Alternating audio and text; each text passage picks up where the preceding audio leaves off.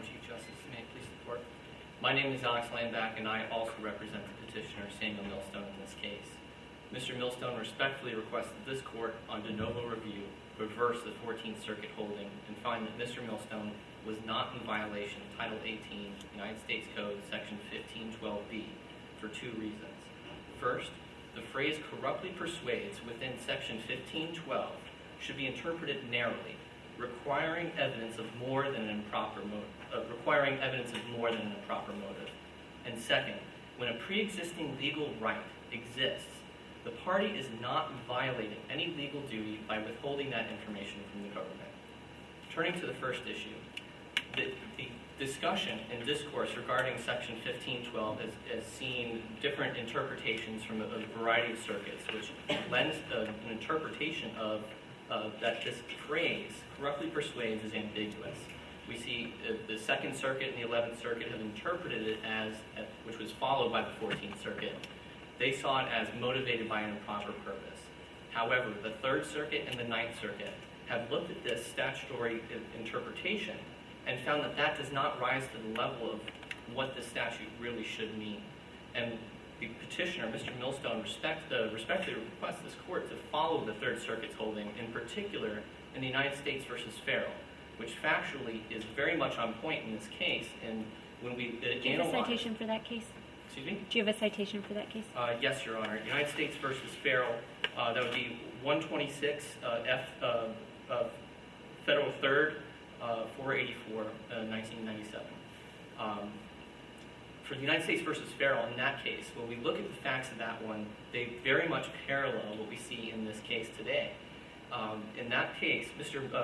Farrell, the defendant, he was engaging in a violation of USDA regulations where he was sweeping up old meat from a butcher shop, and then he would turn around and sell that meat to another butcher, at which point then they would package it and sell it. USDA became aware of that investigation, and at that point they were investigating to charge them with selling adulterated meat.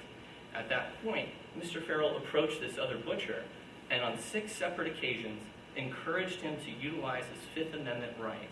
And upon the 6th and final time, he actually told him, if you are going to crucify me, I'm going to turn around and crucify you. And the Third Circuit, when they looked at those encounters and that specific language, they found that that didn't rise to the level of corrupt persuasion within the witness tampering statute of 1512.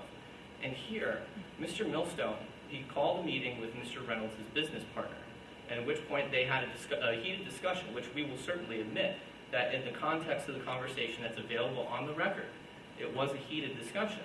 However, he was merely advising him of his Fifth Amendment rights, and nothing that would rise to the level of coercion, threatening, and intimidation. Well, he was merely reminding him of his Fifth Amendment rights. Weren't his strong words that he used, don't talk to the feds, and in the way that the record shows that he spoke to Mr. Reynolds, wouldn't that sort of borderline at least be coercion or be strongly speaking and sort of getting him to hide the ball from the feds?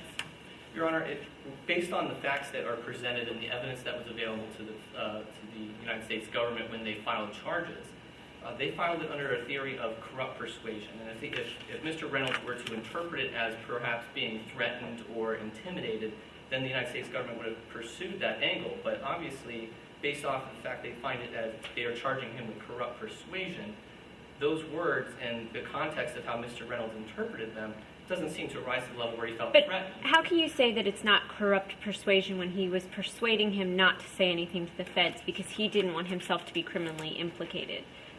Well, Your Honor, this goes to the second point of my argument, in which Mr. Reynolds possessed a Fifth Amendment right in this situation. And of course he possessed a Fifth Amendment right. However, wouldn't it be his counsel or someone in that situation who should advise him of his Fifth Amendment right, not his coworker or colleague or someone who is also going to be implicated of a crime?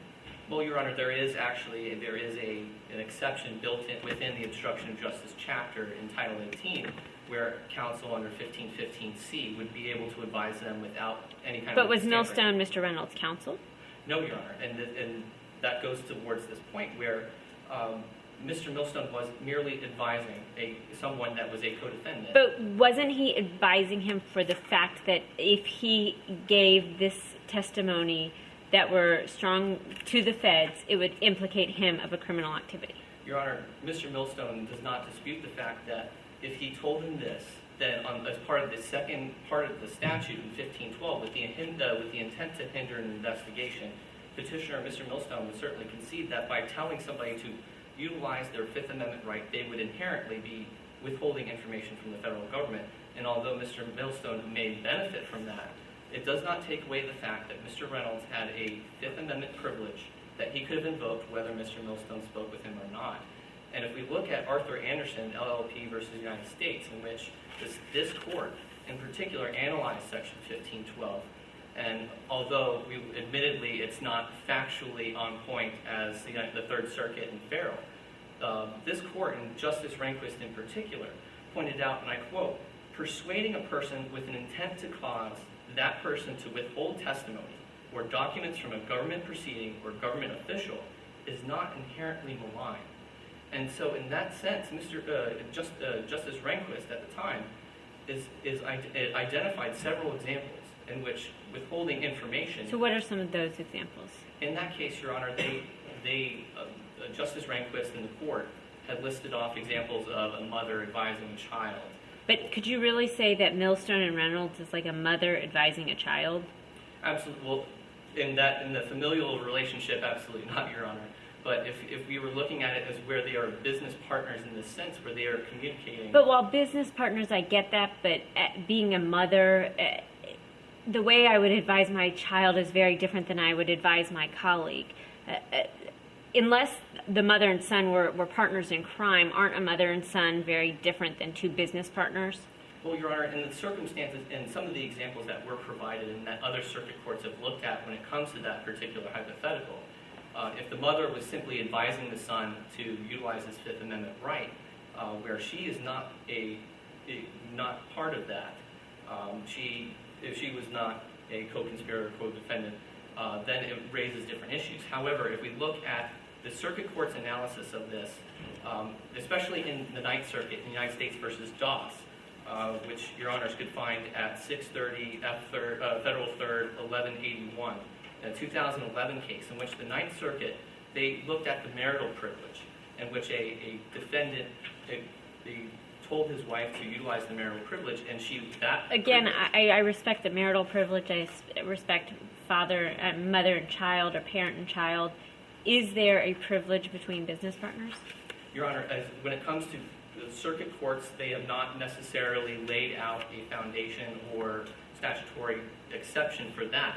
However, if we look at the statute itself, and in the language of the statute, and as I assume you're getting at with when it comes to the intent of Mr. Millstone talking to Mr. Reynolds about this, if we look at the statutory language in itself, anyone that knowingly uses intimidation, threatens, or corruptly persuades another person to withhold information from a federal investigation, that phrase in particular, knowingly uses intimidation, knowingly threatens, knowingly corruptly persuades, those are all methods, and it's not motives. And if we look at how the congressional intent of this, it goes all the way back to protecting witnesses and victims. However, there is nothing in the history of this particular statute that would indicate that Congress intended to punish innocuous acts of advising an individual of their Fifth Amendment right. Counsel, now I've just read a brief synopsis of the Gotti case. How is that distinguishable from this set of circumstances? Well, Your Honor, in the Second Circuit in Gotti, in particular, in that case, there was an implicit threat. When it comes to organized crime, it has been recognized throughout the case law of the original obstruction of justice statute in 1503, going all the way up to where we are now, where with organized crime, we're implying that a witness should withhold testimony. There was a level of subversive threat that was more present than we would see within the Third Circuit in Farrell. That's discussed in the case? Your Honor, in Gotti itself, they only spent about a paragraph on that entire topic of 1512. But they had noted that persuading this defendant, and the defendant acted with a self-interested motive to shield himself from criminal prosecution, but this was coming down from the grapevine of a organized crime unit in which there was an implicit threat where this person's life could have been at stake. And that's why we direct this court to utilize the Third Circuit in Farrell and find that as very persuasive, in which those factual circumstances in which one person would say, if you're going to crucify me, I'm going to crucify you, and that doesn't rise to the level of corrupt persuasion, then here, if we look at these facts, it requires something more. And with the facts that are presented to us, Your Honors, there is nothing there that says that there was anything coercive about this conversation. And conversely, a petitioner would concede that it would be a violation of 1512 if the defendant tried to persuade a witness to withhold information when that witness lacked any legal privilege to do so. But here, that's not what we have in this fact. What legal privilege did he have? Excuse me, Your Honor? You said absent a legal privilege. This would be if, in the circumstances, legal privilege as in like they wouldn't have a right to the Fifth Amendment and they were not implicated in this crime. Wouldn't it be a legal privilege like you were talking about before of attorney-client privilege or a familial privilege or one of those privileges? Am I interpreting it wrong? Your Honor, in the context of that, we're talking about when it comes to the Fifth Amendment.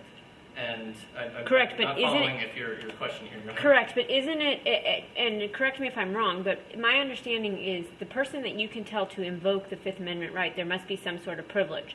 So if Justice Morris and I were attorney and client and I told her to invoke her Fifth Amendment privilege, her Fifth Amendment right, there's a privilege between us. So I can advise her to invoke that Fifth Amendment right. In this situation between Millstone and Reynolds, was there that privilege between two business partners to tell him to invoke that Fifth Amendment right? Your Honor, there is no recognized privilege within when it comes to business partners. And Mr. Millstone would certainly concede there's nothing that rises to the level of marital privilege or attorney-client privilege.